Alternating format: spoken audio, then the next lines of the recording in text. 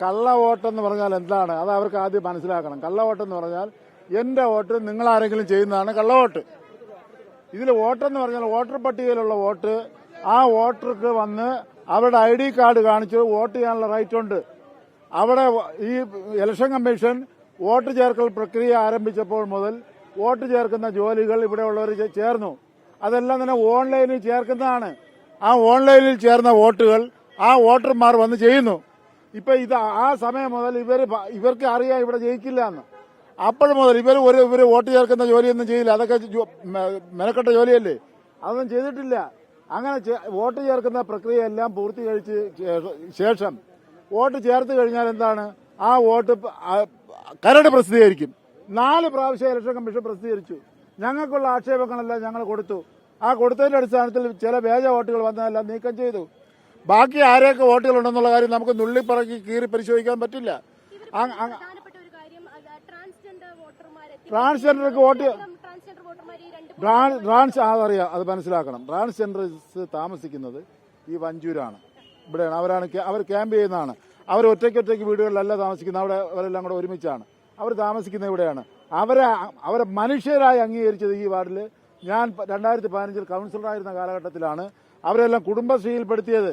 അങ്ങനെ കുടുംബശ്രീയിൽപ്പെടുത്തിയ അവരെ മനുഷ്യരായി അംഗീകരിക്കുകയല്ലേ ചെയ്ത്. അവർക്ക് വേണ്ടുന്ന സഹായങ്ങൾ എല്ലാം ചെയ്യുന്നതാണ്. അപ്പൊ അവരെ ചേർത്ത് പിടിക്കുന്നവരുമായിട്ട് ചേർന്ന് നിൽക്കും. അങ്ങനെയുള്ളവർ ഇവിടെ ഞങ്ങളുടെ പ്രവർത്തകരായി മാറി. കയ്യേറ്റം ചെയ്യുന്നതിന് മുമ്പേ കയ്യേറ്റം ചെയ്ത് ഞാൻ കണ്ടില്ല. ഞാൻ ഇപ്പൊ കുറച്ച് സമയം അപ്പുറത്തെ സെന്റ് ജോസഫ് സ്കൂളിൽ പോയിരിക്കുകയായിരുന്നു. ഇപ്പൊ വന്നപ്പോഴാണ് കേട്ടത്. എന്താണ് നടന്നത് ഞാൻ അറിഞ്ഞില്ല. ഇപ്പൊ നിങ്ങൾ പറയുമ്പോഴാണ് അറിയുന്നത്. ഒരു കാര്യം ഞാൻ കണ്ടുകൊണ്ട് നിൽക്കുകയാണ്. 2-3 ട്രാൻസ്ജെൻഡേഴ്സ് അതിന്റെ നടയിൽ നിൽക്കുമ്പോൾ അവരെ കൂവുകയാണ്. കാരണം വെച്ചാൽ അവർ മനുഷ്യരല്ലാത്ത ഏതോ മൃഗങ്ങളെ പട്ടികയിൽപ്പെടുത്തി അവരെ കൂവുകയാണ്. അപ്പോൾ തന്നെ ഇവിടുത്തെ പോലീസ് ഉദ്യോഗസ്ഥൻ CIയോട് പറഞ്ഞു, അവര് മനുഷ്യരാണ്.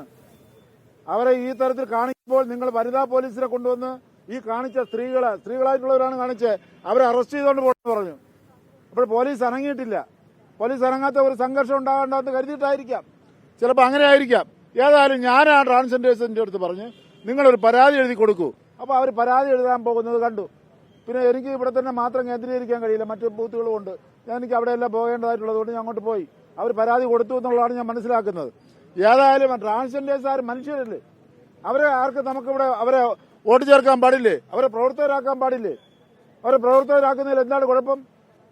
അത് ആരാണ് പറയുന്നത് അങ്ങനെ പ്രവർത്തകരാക്കാൻ പാടില്ല എന്ന്? അവരെ വീണ്ടും പ്രവർത്തകരാക്കും.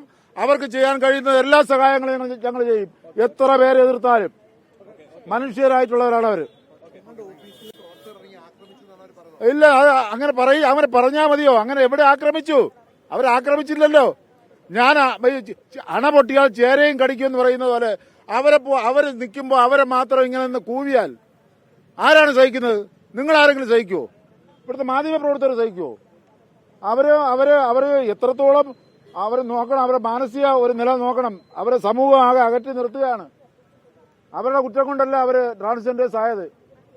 അങ്ങനെ അവരെ സമൂഹത്തിൽ നിന്ന് ഒറ്റപ്പെടുത്താൻ പാടില്ല. അങ്ങനെ അവർ മനുഷ്യരല്ലേ നമ്മളെ പോലെ. അങ്ങനെ ഉള്ളവരെ പരസ്യമായി അവർക്ക് ക്ഷീണം ഉണ്ടാകാത്ത തരത്തിൽ കാണിച്ചാൽ എന്താണ് ചെയ്യേണ്ടത്? ഞങ്ങളെല്ലാം മര്യാദയുടെ നെല്ലിപ്പല കണ്ടിരിക്കുകയാണ്. ഇതിനെയൊക്കെ ചോദ്യം ചെയ്യാൻ കഴിവില്ലാത്തവരല്ല വഞ്ചൂരുള്ളവർ. പക്ഷേ ഞങ്ങൾ ഇതെല്ലാം ക്ഷമയോടുകൂടി കേട്ടുകൊണ്ടിരിക്കുകയാണ്. ഇത് മനസ്സിലാക്കണം. വീണ്ടും ഈ തരത്തിൽ കാണിച്ചുകൊണ്ടിരിക്കുകയാണ്. പോലീസ് ഞങ്ങളുടെ അടുത്ത് മാറാൻ പറഞ്ഞ് ഞങ്ങൾ മാറുകയാണ്.